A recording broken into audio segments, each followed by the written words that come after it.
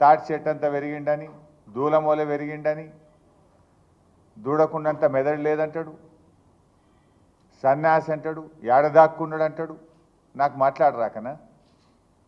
నాకేమో కొంత మర్యాద సంస్కారము ఎక్కడో అడ్డం వస్తూ ఉన్నాయి. నాకు అనరాదా? తాటి చెట్టు అంతా పెరిగినావంటే నువ్వు లిల్లీ పుట్టంతా లేవు అని నాకు అనరాదా? ఏంది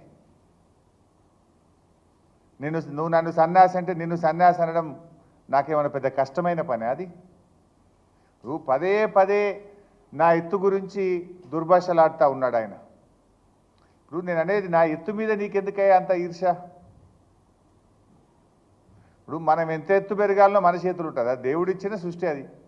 మనం ఎంత ఎత్తు పెరగాలనేది మన చేతుల్లో ఉంటుందా? ఏమి అది భగవంతుడు ఇచ్చింది.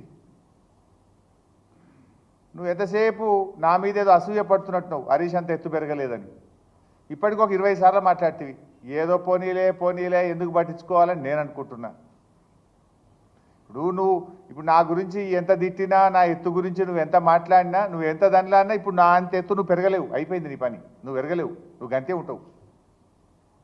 నా ఎత్తు గురించి ఆలోచించడం మానేసి సబ్స్క్రైబ్ చేయండి.